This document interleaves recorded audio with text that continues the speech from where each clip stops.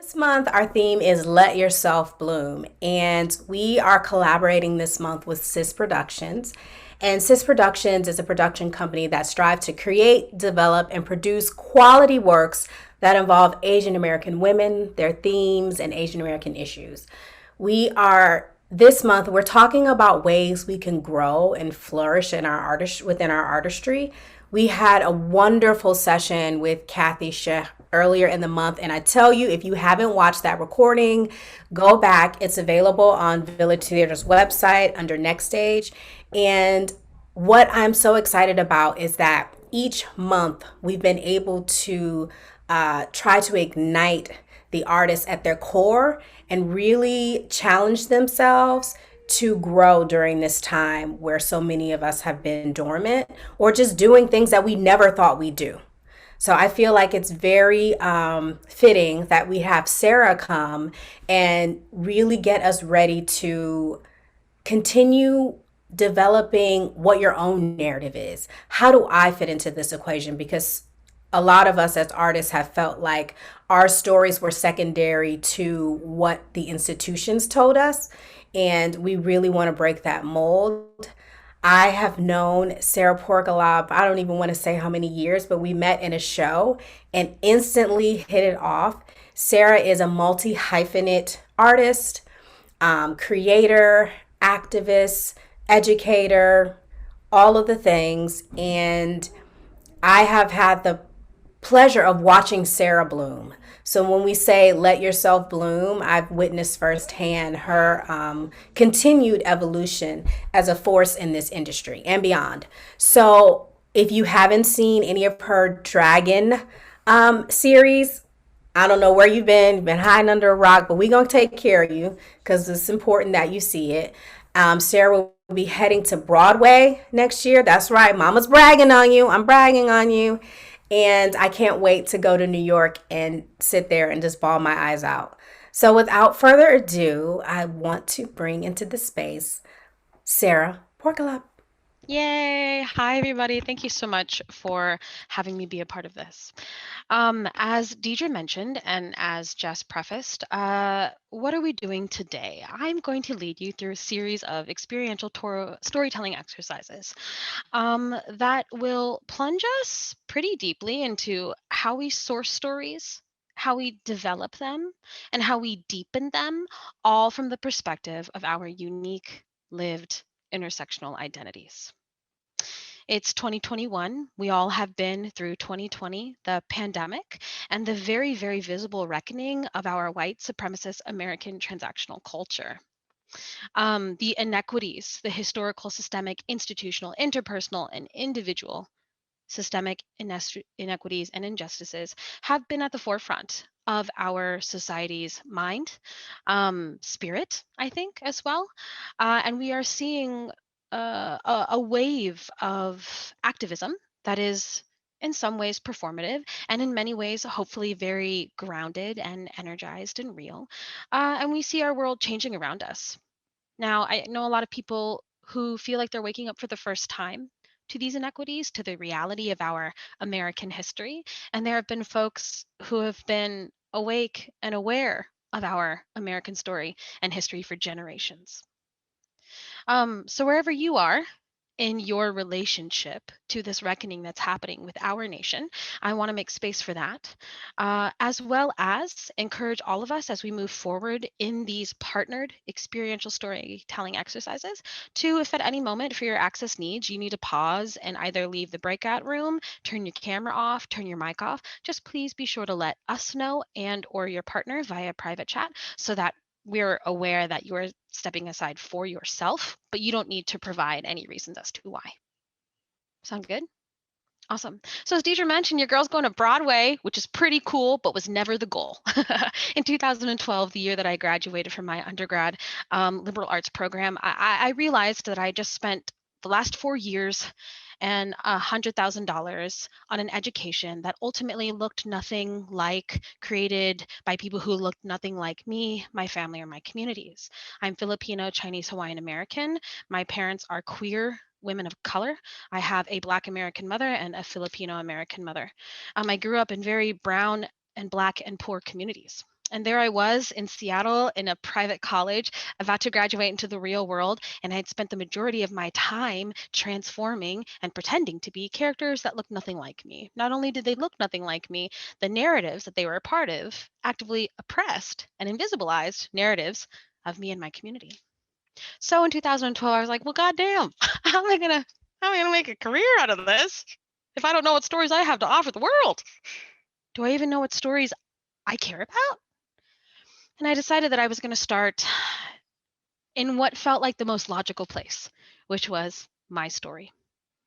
And I said, well, why not start at the very beginning? Yeah, a very good place to start. And I went, okay, great. So the year that I was born, and I was like, wait a minute, no, Sara, you got to go back to kind of the roots of your family tree.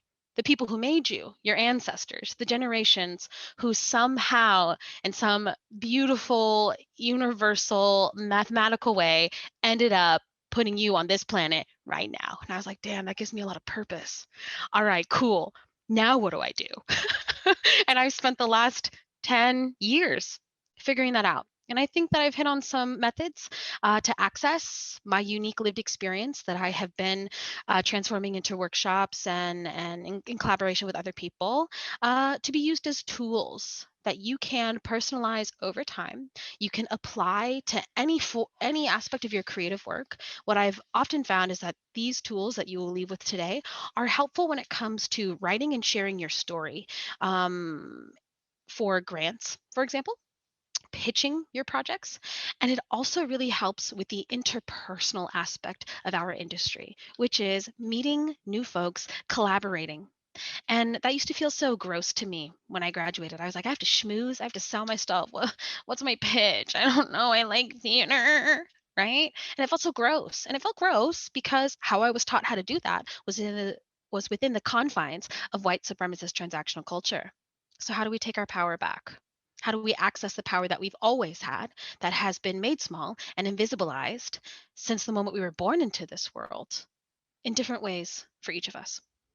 I believe very deeply that white supremacy hurts all of us, including white people, and we all benefit from the systems of white supremacy in different ways, including people of color. So let's get started. I'm going to give you 30 seconds. I'll tell you when. And you are going to silently think of a story. What does a story have to be? One, it has to be important to you, has to be true, and has to have included you as the main protagonist. You can't be like, so this one time my sister did this thing and I wasn't even born yet, unless the story encompasses the moment that you were born and you were like, ta-da, you know? So has to be true, has to be important to you, has to involve you. You have 30 seconds to think of it silently. 30 seconds starts now. Go. You can just think of it, you can write it down, whatever you need to do for you. 20 seconds. Trust your instinct. If you're like, oh, that one's not going to be interesting, am I going to have to share this with somebody? No, follow your gut, follow your intuition. That was a gift given to you by your ancestors. Yeah, listen to it. 10 seconds. 5 seconds.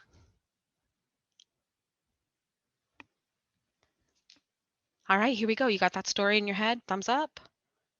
Okay, friends. So here's what's going to happen. I'm going to send you into breakout rooms. These breakout rooms have been assigned. There will be 2 people in each breakout room. You have a couple of responsibilities. First thing you need to do is you need to establish who is partner A and who is partner B. Once you have that established, partner A will share their story with partner B. Partner B, you are not allowed to verbally respond, but you do have another responsibility. You have 2 responsibilities. You're going to actively listen to them as much as you can, presence in the camera. If for whatever reason your camera is off, that's totally okay, but please don't leave your partner hanging because you need to time them. So I'm going to give everybody, if you don't already, have a timing device. I will also be timing on my end and sending you reminders. So if you're like, where's my phone? Don't worry, I'll send you reminders, okay? Partner A will have 1 minute to tell their story to partner B. Partner B will stop them at the 60-second mark. Done.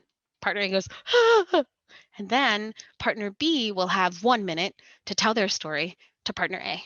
Partner A will actively listen, no verbally responding, and then we'll stop them at the 60-second mark. Clear? Timing device? Got it? Okay, Daniel, question. In the event that our story takes less than 60 seconds, would you like us to keep talking and fill in space? Yes. That's the other rule. You have to keep talking for the entire minute. Yeah?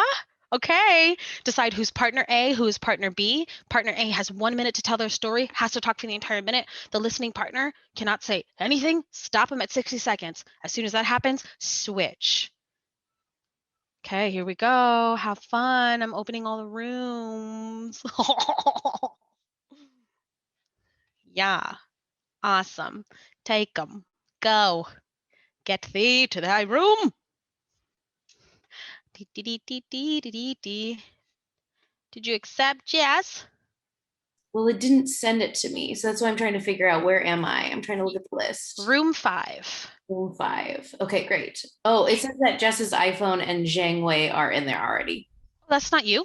That's No. another Jess. Oh, I was so confused. Okay, then I guess we're fine. Jess, you don't have to do the thing. I'll pause the recording. Okay, awesome. Yes. Zoom. Oh, I'm loving it. Yeah, here we go. People are coming back. I'm about to close the gosh dang rooms because it's been 3 minutes. I love the smiles. Yeet. Okay, I'm closing rooms. I'm doing it. No regrets. Oh, it gives them 59 seconds. The heck? Well, they got to come back. Hi, all. So I'm going to give you a little heads up once everybody's back. We're going to audit this. What I mean when I say audit, I basically mean I'm going to go, what was that like? And then you can reflect on what that was like. Come on, folks, get back here. I got to remember the minute. Okay, we almost have everybody. Yeah, love it. Welcome back, everybody. We're waiting for a couple more folks, I think. 1, 2, 3, 4, 5. Love it. For those of you who are here, if you could throw in the chat what that was like, that'd be great. But I'll also give folks time to reply on the mic as well. We're going to dive into what that experience was like. Hi, everybody. Welcome back. Welcome back. Yay. Okay, I think we have everybody back. Fantastic. So I gave y'all some extra time to dive into the 1 minute story exercise. I'm not gonna do that next time. So, but just a little bit of flexibility. So friends, what was that like? You can throw it in the chat or you can turn on the microphone. You can also speak as like what it was like to tell the story, what it was like as the listener. It doesn't have to be deep, okay? This feedback doesn't have to be deep. First choice, right choice. Follow your impulse. I'm seeing in the chat. Fun. My partner's story had odd parallels to something in my life. Very interesting. Ha ha ha. What else? What else was it like?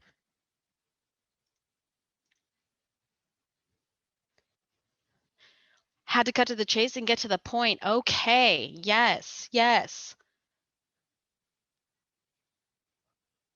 So fun. And now I need to hunt down the song he referenced. Yes. Love that.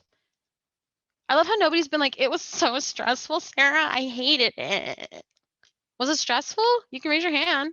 That's totally okay. I help make this exercise and I'm stressed when I have to do it. I said it was stressful because it's the time thing. Yes, tell me, would you be willing to speak a little bit more on that? Why? What about the time thing made it stressful? I feel like it's a really short time to tell a story, and I feel like it's hard to control how I will be judged. That's so wonderful. Thank you for that feedback because that's the perfect segue to what I'm about to say.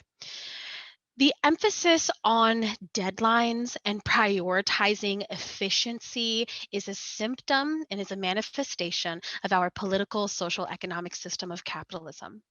This emphasis on binaries, you're wrong or you're right, you're good or you're bad, you're black or you're white, you're female or you're male. These binaries are fragile and they're not real. And so we as individuals in this 1 minute storytelling exercise are working against the socialization of our unique lived experience, which is tell the story, make it good. It better be interesting. If they're not laughing or smiling, you suck. And it's crazy because I asked you to think of a story that was important to you, that you knew and had you in it. So in some ways, I mean, in many ways, period, you're the only one who knows the story. So you could have said whatever you wanted to gosh dang say.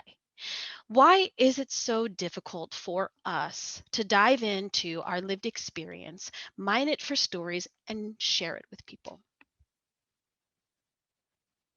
I think we know the answers. There's a lot of answers to that question. Okay, I'd love to hear from the perspective of being the listening partner. What was that like? Not being allowed to verbally respond, having a time, and being present for 1 minute for your partner.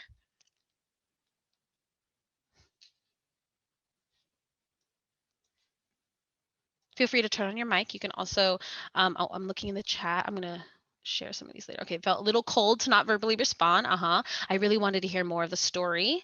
I'm looking at earlier comments. I felt self-conscious beforehand, like, why is this story coming to mind? Oh gosh, is it silly?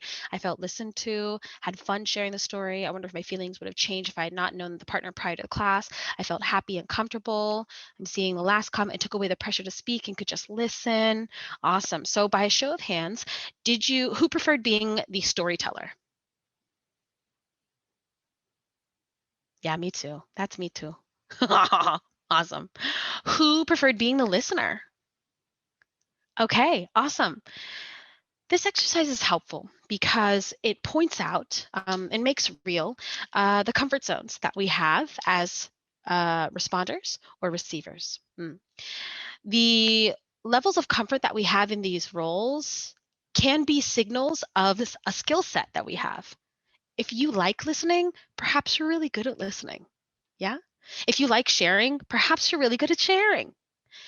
Your comfort levels in these roles can also indicate where perhaps you need to do a little bit of work.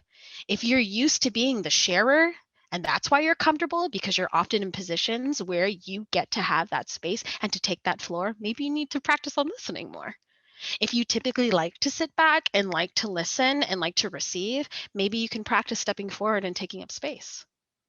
Now, the reasons why you all felt comfortable or drawn to one role or the other are like specific and unique to you, right? Perhaps like in my instance, I used to listen all the time because as a cis woman and I identify as a woman, being put in the nurturing, emotionally responsive and receiving role felt really good to me because society was like, that's where your value comes from as a woman, is like emotionally nurturing other people. And I'm like the eldest daughter of the oldest daughter in an immigrant family. And I was like, yep, this is my role.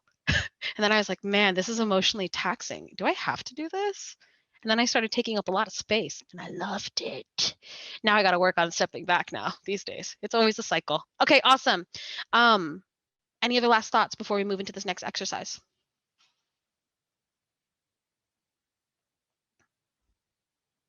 Cool. It's funny how me on the outside saying, you have 1 minute to tell a story that only you know that's very important to you to a stranger. It's something that you can actually do by yourself with a piece of paper and a pen. Sourcing stories. We are fed every minute, every day in so many different vehicles and mediums. The story of ourselves, of the people around us, of our nation, of our country, of the world. And oftentimes the pressure of internalizing all of those stories we intake, and those are the main things that influence how we perceive the story of ourselves.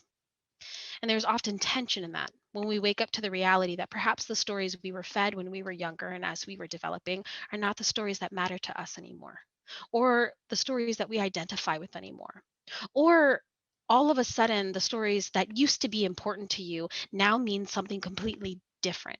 And that's okay. We are fed this idea of permanence and moving towards an end, right? That there's a life that we have, only one life to live, and that every day adds up to the culmination of a life all the way at the end. And somehow when we attain A, B, and C, we will achieve happiness and success.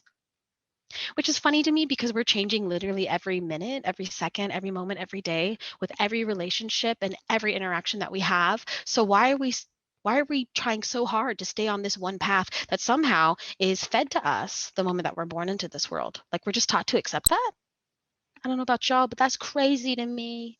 Okay, cool. The second exercise is called advance, detail, and emotion. You're going to go back into your breakout rooms. Partner B is going to start. You're going to use the same stories that you used. You're going to use the same stories that you used in the previous exercise. Now, the listening partner, instead of not saying anything, gets to say 3 things. They can say, and only these 3 things. They can say advance, detail, or emotion. And then the storytelling partner has to respond. So when your listening partner says advance, what they mean is, thank you so much, that's awesome. Can you move to the next important thing that happened?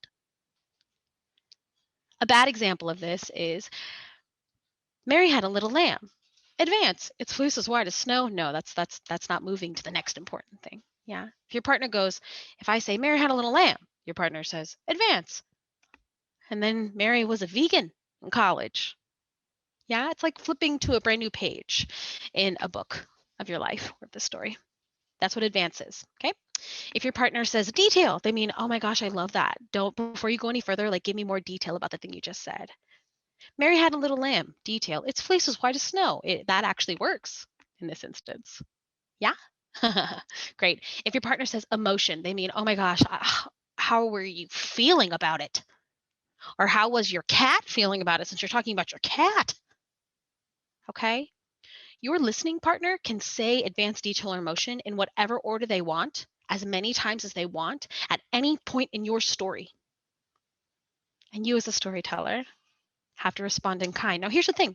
If your partner goes advance and you're like, and then I went to college and you can continue talking about the story however you want. You don't have to stay within the prompt of advancing until your partner gives you the next prompt. Okay? Trust your instinct. You know the story. It's your story. They don't. You could technically lie about everything to get through the exercise.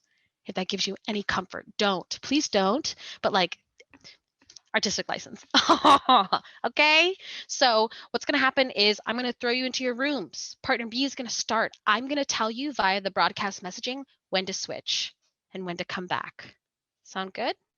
Each person will get about a minute to do this. All right, here we go. Advanced detail or emotion. Breakout rooms. Opening.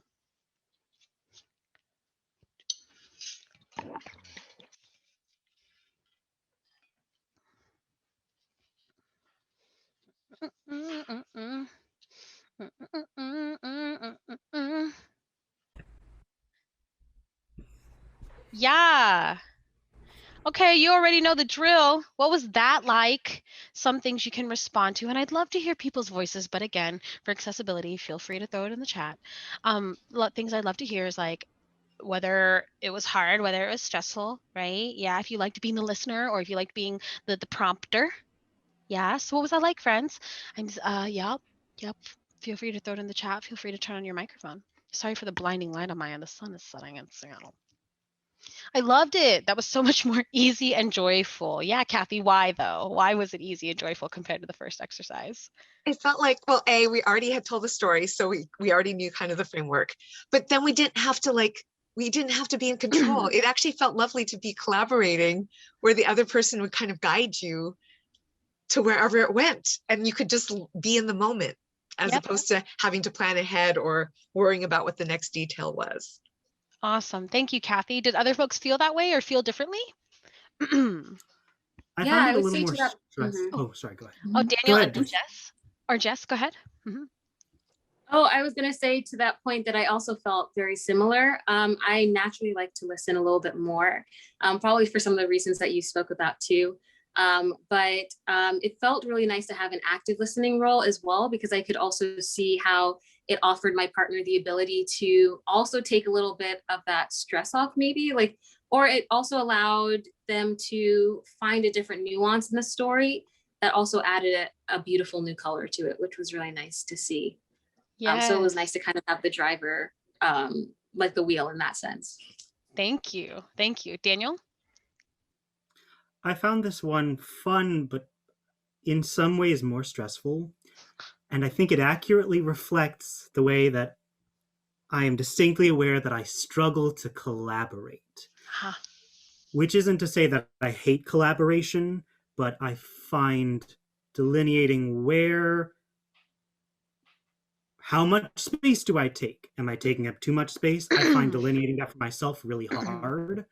And so, for example, my partner called detail for something. And I was like, well, I don't know where to draw detail. And immediately it started to stress me out. Like, why would you do that? Not like they did something wrong, but I was like momentarily frustrated that my idea for what I was going to say was derailed.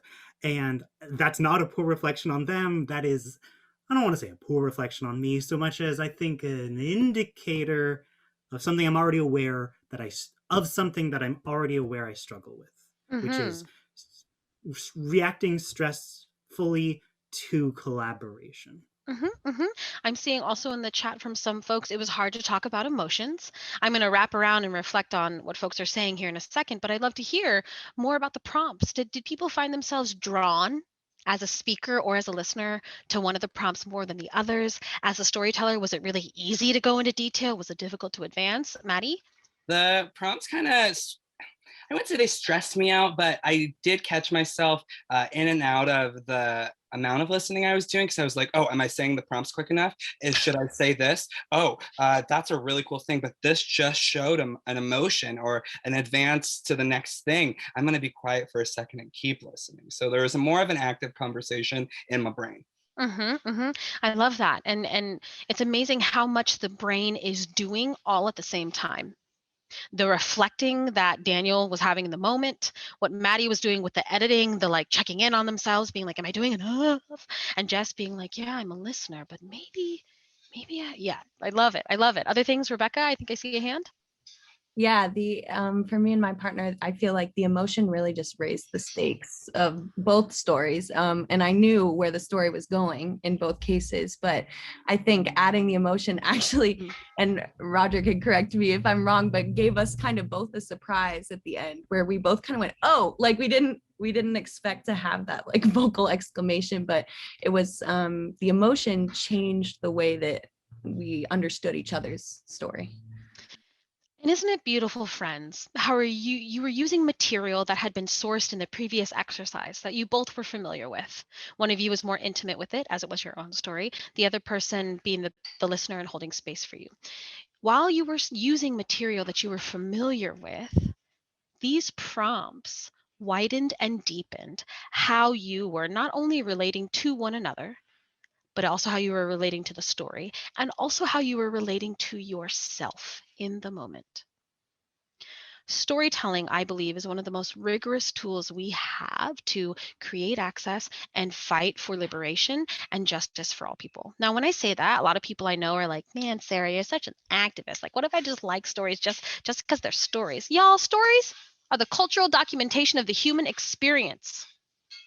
And we all suffer from injustices differently, right? At different times and different moments. So everything is political, right? I think we're just fed this version of what politics are in order to keep us separate from each other, but everything has an impact. We are all connected. This exercise is wonderful, and I use it all the time as a writer when I have writer's block. Sometimes I'll do it with a partner. I'll be like, okay, here are the prompts. Can you do this for me? Other times I'll get out a piece of paper and I'll be like, okay, Sarah, you have to write your application for a grant, or you have to write the first draft of this play, the first act. And I do advance. All I do is a bulleted list of just events or like important moments. I don't edit myself. I just make the list and I time myself. Then I'll do the detail exercise where I'll pick out the ones that are like jumping off to me on the page from the advanced exercise, and I'll time myself 5 minutes for each bullet point, and I'll just go into detail. I won't edit. I'll just try to keep my pen writing and my mind running for as long as I can. And then I'll do the emotional aspect, and oftentimes I'll talk out loud about a thing, because emotions for me, I've worked really hard to access them from a place that feels safe, especially in my like multi-generational family trauma. But sometimes writing and journaling for other folks is more accessible. Cool. Awesome. Wow, this time is going by so crazy. I'm going to do the yes, no one, Deidre. I know we're like short on time, but I'm going to do it. Okay, friends, next exercise. Wonderful. We, in the 1 minute story practice sourcing stories from our own lived experience and making space for other people to share theirs. Fantastic. The second one, we had an experiential storytelling exercise using that sourced material to develop and edit and deepen with advanced detailing and emotion. We started to recognize which of those prompts we were comfortable with, maybe showed us some things about our own artistic process that we knew. Thank you, Daniel. And maybe showed us things that we didn't know and that we want to keep an eye on in the future. I used to have a hard time advancing. Now I can advance like a pro. I am all about big beat shifts. Get to the action. When it comes to detail, I'm very resistant to that. For example, I need to work on that. Now we're going to go into the power of imagination. So I'm going to throw you back in your gosh dang rooms. Awesome. And everybody is going to start the same way. Partner A will start this exercise. Let go of the story that we just had. Bloop. And partner A will start and say, I woke up this morning and blank. And you just have to say what you did. For example, I woke up this morning and I had a cup of coffee. Okay? Just has to be true. Your partner, like the previous exercise, gets to say some things. They get to say yes, and they get to say no. And they can say yes and no at any point in the story as many times as they want, in whatever order they want. When your partner says yes, what they mean is this is a great story. Keep going. When they say no, they mean this is a great story, but please drastically change the circumstances. I'll give you an example. I'll be partner A and partner B. This morning, I woke up and I had a cup of coffee. No, I had a cup of orange juice. That's actually wrong because you're not drastically changing the circumstances. You're mildly changing your beverage of choice. Okay? Here's another example. I woke up this morning and I had a cup of coffee. No, I woke up this morning and I was in the 4th level of hell. Yes. And I had emails to write. No, I had to figure out how to get to Uranus. Yes. Okay. Yeah. Yeah. I was just playing with myself just there. Cool. Yeah. And I'm just telling you when to switch partners. Okay, here we go. I woke up this morning and the partner gets to say yes or no. You just respond in kind and I'll send you a message when it's time to switch. Here we go. Mine. Open all rooms, close all rooms. Open all rooms, close all rooms. It's to the tune of Stool Town from Waiting for Guffman, the genius movie. What's that like? I love seeing people's faces coming back because I just know things went down in the breakout rooms. So what was that like? Throw it in the chat. I had fun. Yes, fantastic. You can turn on your mic. Yes. It We was just had a fun lot to of see imagination run wild. Yeah. Yeah. Why? Why was it fun? You like like my story, for example, was like super practical but had fun elements with younger kids talking about family, while there was also a story that was just out of this world, jumping off roofs and slaying the ocean, slaying the lakes and all the water. So different sides. I love that. I see in the comments I had to let go of rules. Yes. Let them go. Let them go. I had fun letting go. Yes. Me too. I break them sometimes too much. What else? What else is that like? It was sort of fun coming up with new versions of conflict. Yeah, I'm thinking specifically when I would have a conflict in my story and come up with a solution in it. And then my partner would say no. And I was like, okay, careening around, new solution, pulling it out of my butt. That was just really fun to reach for like the farthest possible solution. Not the farthest possible, but making a really big jump on purpose away from what is the logical similar conclusion or answer I would come up with. And isn't it funny how when we're kids, making the biggest jumps feels very natural for us.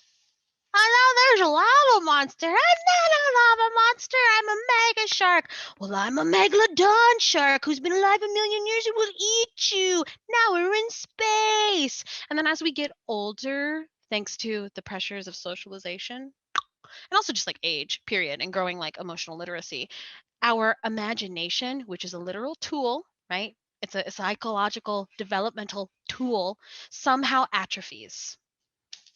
So then when we start to even talk about things that feel as radical as liberation, right? Access, human rights. All of a sudden, it's impossible to imagine what that future looks like. What if we tapped in to that imagination tool that we exercise so freely and so naturally, so instinctually when we were kids? What are the stakes of that? You know, what's the cost of that? Is it going to cost us anything to think big, to dream big, to make these huge jumps? What are we actually losing when we let go of the ways that we've been taught to think about ourselves and each other? If we let go of the obstacles that we've internalized thanks to socialization, and we say yes and sometimes yes, we say no. No is an invitation as well. Yeah, sometimes yes and is emotionally taxing and exhausting. Yeah. Sometimes saying no is really, really empowering and necessary and healthy.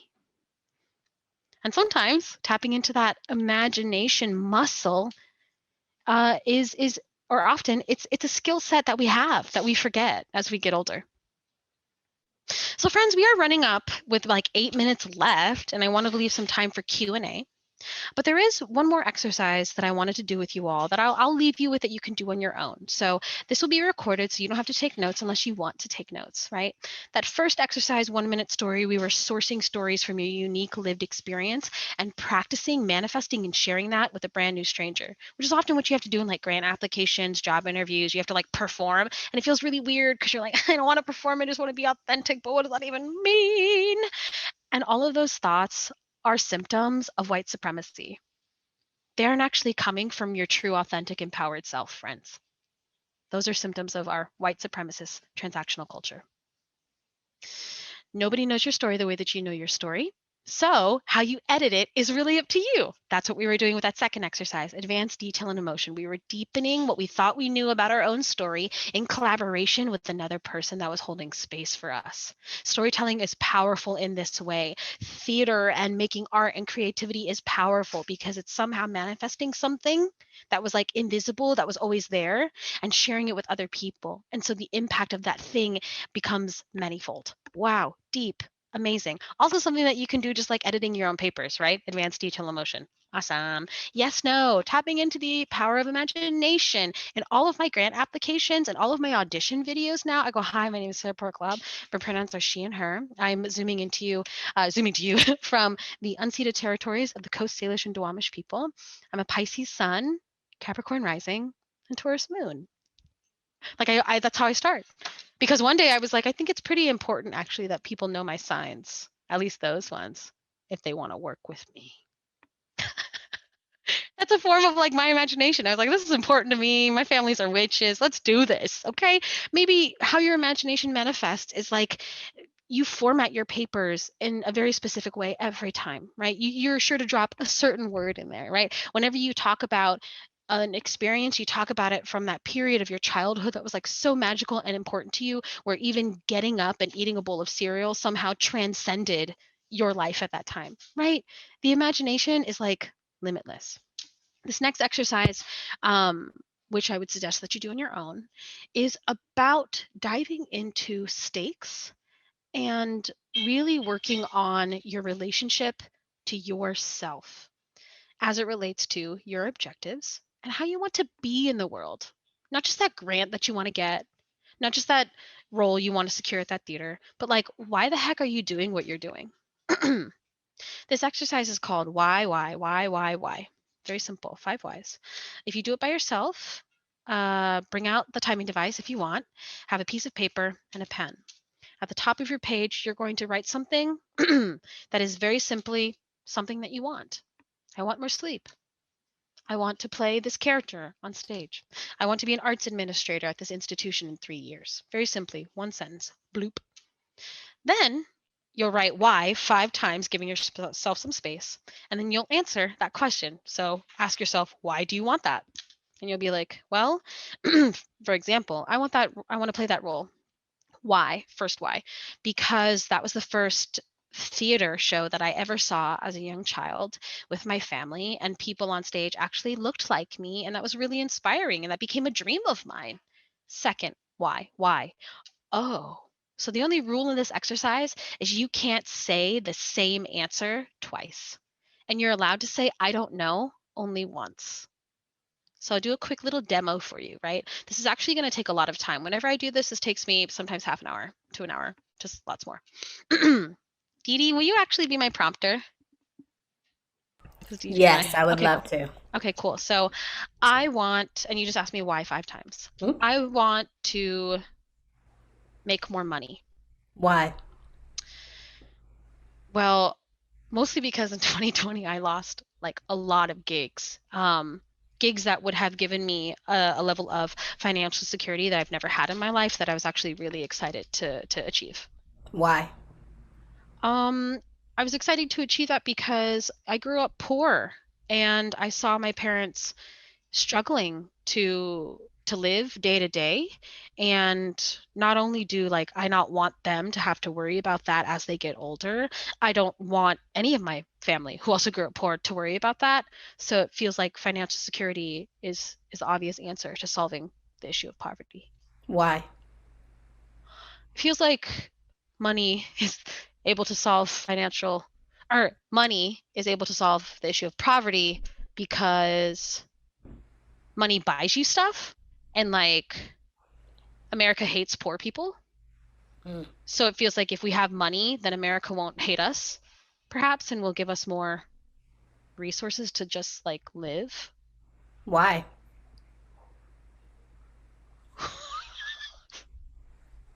Shit. How many whys is that?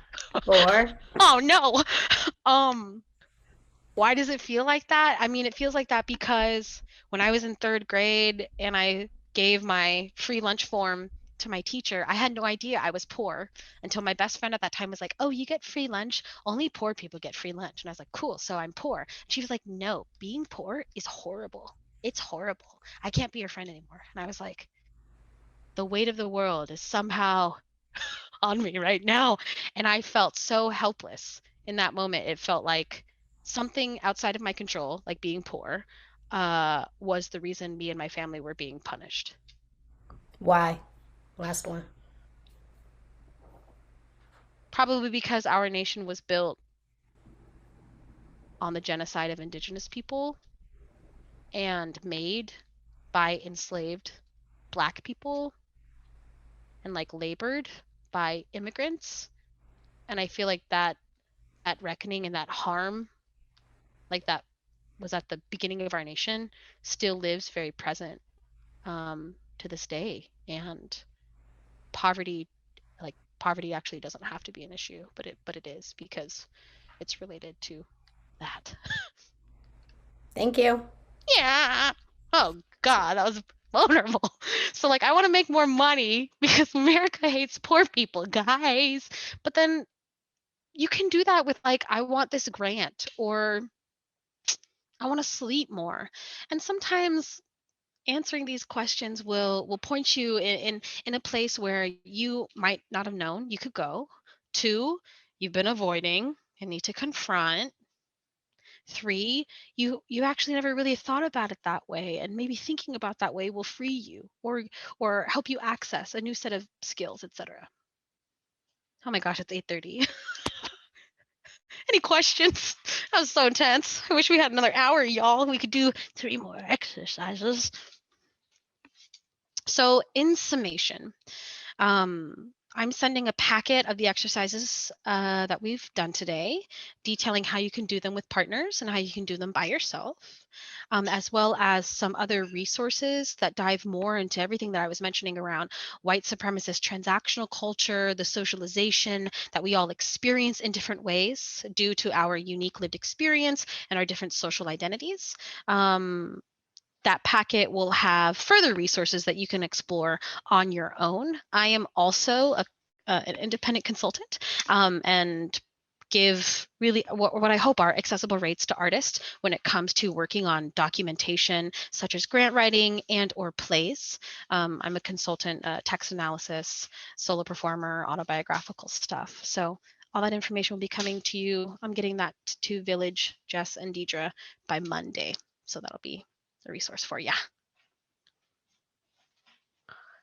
So yay.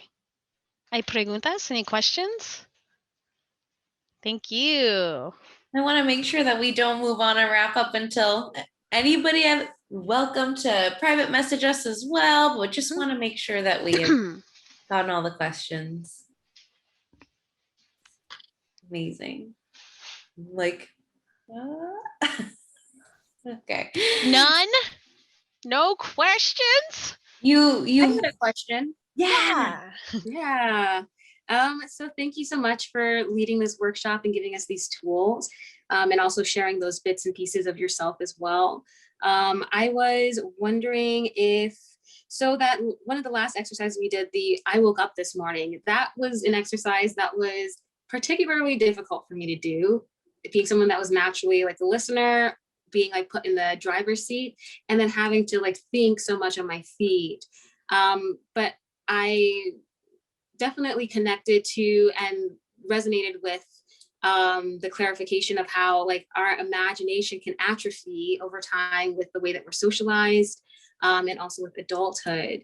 And I know that this theme of like imagination is something that draws me to theater, but it's also something that is can simultaneously be a little scary for me too, like in relation to like improv, for example. So I'm guessing like that's a long-winded way of saying, what are some ways that, or some exercises or things that you would suggest that, you know, I or anyone else can do to kind of like get back in touch with the kind of freedom that of imagination that we had when we were younger, and to kind of like build that communication and that like kind of vocabulary of imagination back up.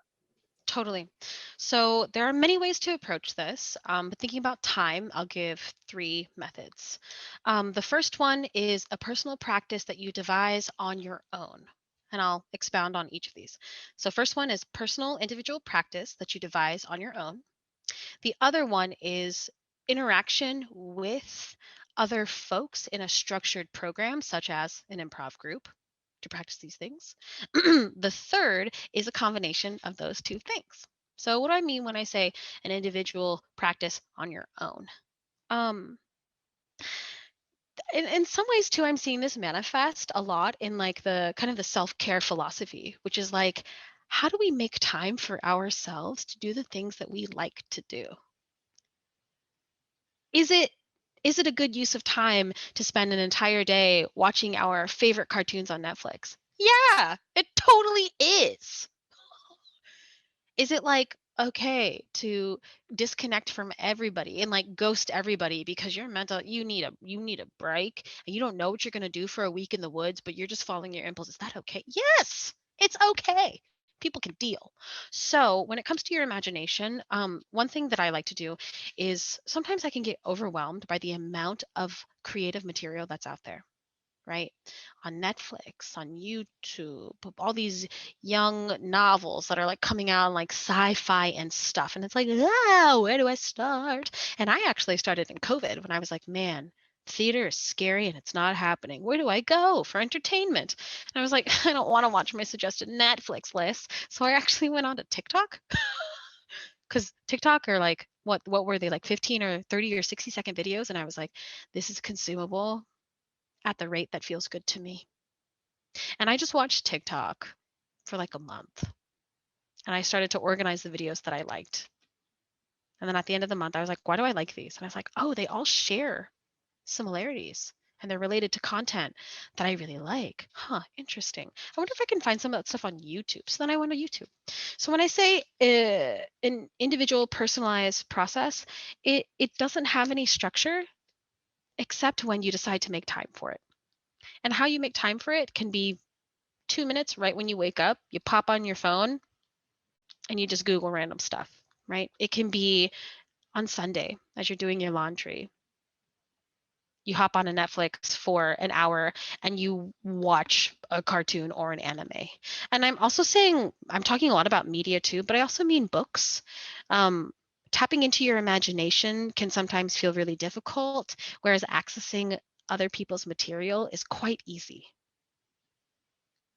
I love Calvin and Hobbes, so I have a series of anthologies that every now and then I'll just go back in and I'll just read them. And I have one where Bill Watterson details the evolution of his comics, and they're fascinating. And even though I've read that one 100 times, I'll always go back to it, and it just makes me so excited to get back into working. And then the other one, the structured stuff, I would say, talk to the people that you trust, right? Because you can like Google local improv groups. And oftentimes, a lot of that stuff, especially with COVID, like it's not exactly safe. Sometimes they can be really toxic environments. So talk to the people that you know. There's a lot of material out there. Sometimes it can be overwhelming to find and source it, but the people in your circle who care about you will help find those things for you. And then the third is a combination. Like in some ways, I realize that what I'm saying is like, just do it. And that can be an oversimplification. That can also be not super aware of people's lives and access needs. So I just want to name that. And I also believe that like the agency and autonomy that we have as individuals is a tool that we actually have to practice all the time too. And that means making time for ourselves to work on our skills. And our skills aren't necessarily the things that people value about us. Our skills are also things that we like just for ourselves. And that's how I think about my imagination. My imagination, I practice and I work on for me. I'll include some resources in the packet too. That's a really great question. Thank you. Thank you. Yeah, imagination stuff. Other questions?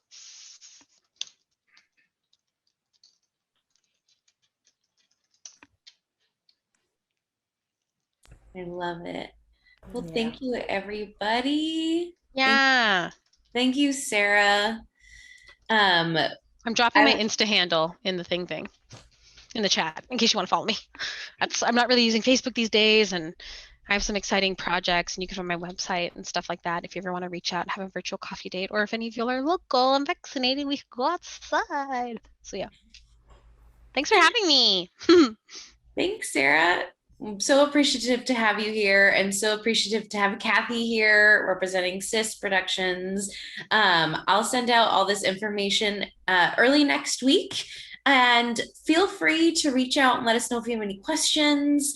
Yeah, Bluey is literally meant for kids, but it's 100% a show that's just about imaginative play. Yeah. And it like the parents literally just say yes and do these crazy things, and it's so ridiculously fun. I'm also a parent though, so that's my context. I want to offer that next month is our final month of Next Stage as of this moment.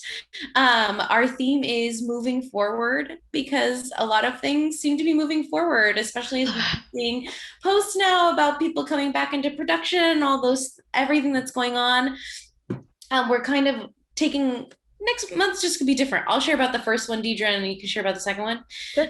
The first one's gonna be a true facilitated full training by PAL, which is the Parent Artist Advocacy League, and they're gonna be talking about compassion and caregiver support in the room. And so this class is for anyone who leads a room, or anyone who wants to be an accomplice in the room to support those who are caregivers, right? So it's a true 2-hour training, facilitated training. One of the things that I've been feeling a lot lately is if you work for an organization, you have access to a lot of trainings right now, because that's a thing. And I would love to see Next Stage be a conduit and to offer the same trainings lots of larger orgs are getting for free to the community. And so we're kind of testing it out for the first time with this PAL one. It is a true 2-hour facilitated training by Rachel Spencer Hewitt, who's one of the co-founders of PAL, and I'll send out information about that. And the second one is, Deidre? The second one will be our last offering, and we will have Jay Woods back with us.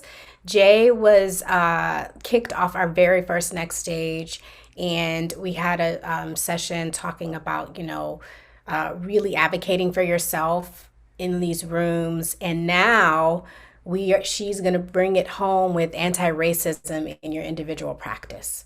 So a lot of organizations are working on their anti-racist statements and what they're going to do as an organization. And this will be specifically geared towards artists across disciplines, designers, the prop master, the actors, the lighting. And how can you bring anti-racism into your individual practice in the room so that you can show up and not wait for the organization to tell you what they're doing. You're there to say, okay, no, this is what I see and this is what needs to be done. So we can really advocate for ourselves in a way that leads the theater industry into the future of where it needs to be. We're done with the old days. So join us. Tell your friends. Thank you so much for coming, everybody.